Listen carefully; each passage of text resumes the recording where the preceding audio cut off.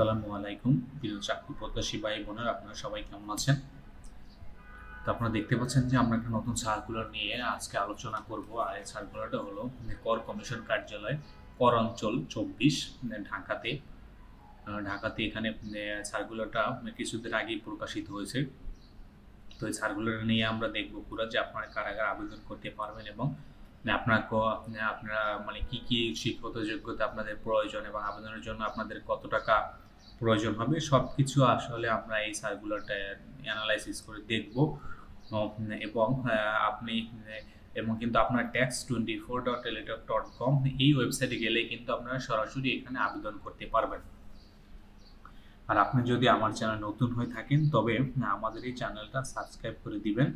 চলুন আমরা কথা না বাড়িয়ে সার্কুলারটা দেখি যে আপনারা কোন কোন পদে লোক নেবে। প্রথম লোক নেবে কিন্তু কম্পিউটার অপারেটর হিসাবে কিন্তু একজন লোক নেবে। এখানে কিন্তু আপনাকে আবেদন করার জন্য কিন্তু আপনাকে স্বীকৃত বিশ্ববিদ্যালয় হতে কিন্তু বিজ্ঞান বিভাগে স্নাতকোত্তর কমপ্লিট করতে হবে এবং কম্পিউটার মুদ্রাক্ষরণে প্রতি মিনিটে বাংলা ও ইংলিশে কিন্তু 20-25টা এবং 30টা শব্দ মানে টাইপ করতে হবে এবং কিন্তু আপনাকে যে স্ট্যান্ডার্ড অ্যাপটিটিউড যে একটা টেস্ট দেওয়া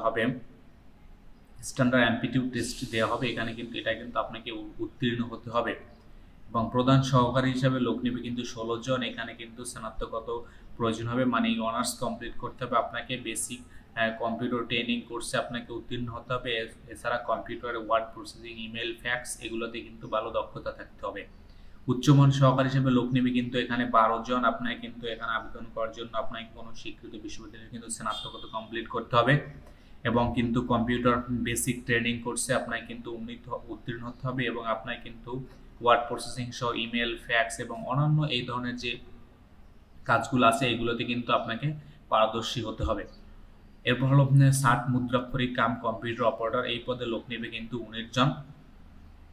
এখানে কিন্তু আপনাকে গ্রেড 14 এটা এখানে কিন্তু আবেদন করার জন্য আপনার কিন্তু কি স্বীকৃত বিশ্ববিদ্যালয় থেকে ন্যূনতম কিন্তু আপনাকে অনার্স কমপ্লিট করতে হবে এবং আপনাকে কিন্তু কম্পিউটার ব্যবহারে ভালো দক্ষতা থাকতে হবে এবং computer word processing, email, fax ইত্যাদি কিন্তু আপনাকে করার মতো ভালো অভিজ্ঞতা থাকতে হবে আপনাকে। এছাড়া কিন্তু আপনাকে শার্ট লিপির কিন্তু পরীক্ষা দিতে হবে। এখানে কিন্তু আপনাকে বাংলাতে 45 ও ইংরেজিতে 70টা করে শার্ট লিপিতে প্রতি মিনিটে টাইপ করতে হবে এবং কম্পিউটার মুদ্রাক্ষরিকে কিন্তু আপনাকে বাংলাতে 25 ও ইংরেজিতে 30টা করে শব্দ টাইপ করতে হবে। আপনাকে কিন্তু এই পরীক্ষা দুইটা দিতে হবে, শার্টের জন্য একটা এবং কম্পিউটার অপারেটরের জন্য একটা। এটা আসলে আলাদা একটা পরীক্ষা হয় রিটেন হওয়ার পর।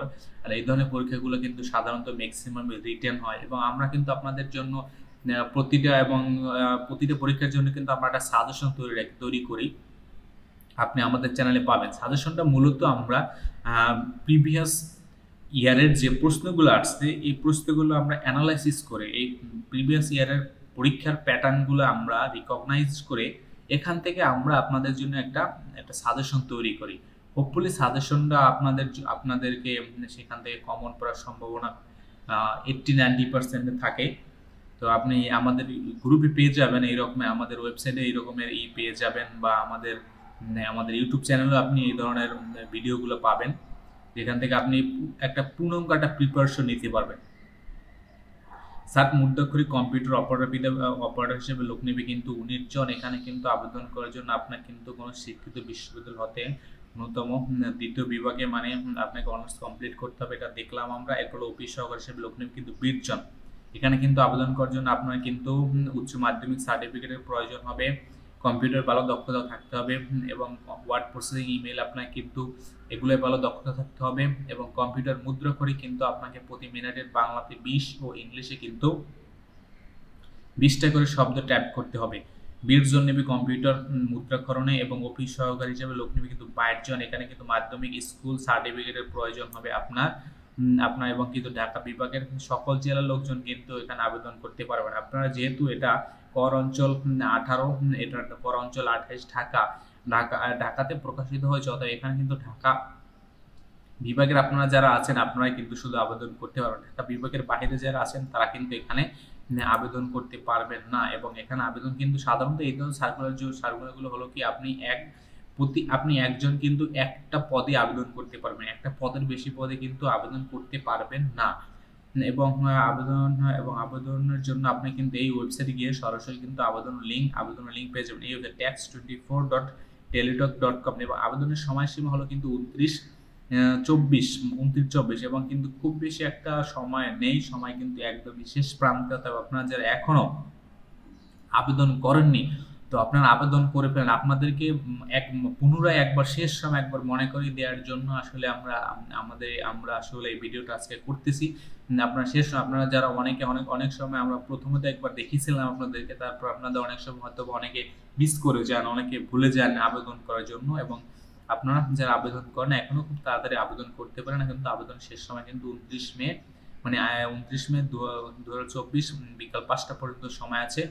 এবং আপনাদের কিন্তু আবেদনের জন্য প্রথম পদগুলোর জন্য কিন্তু আপনাকে 223 টাকা, মানে একদম অফিস সহকারী বাদে, অফিস সহকারীতে শুধু আপনাকে কিন্তু 112 টাকা, বাকিগুলোতে কিন্তু 223 টাকা করে আপনাকে অনলাইনে মানে টেলিটক সিমের মাধ্যমে আপনাকে কিন্তু পেমেন্ট করতে হবে।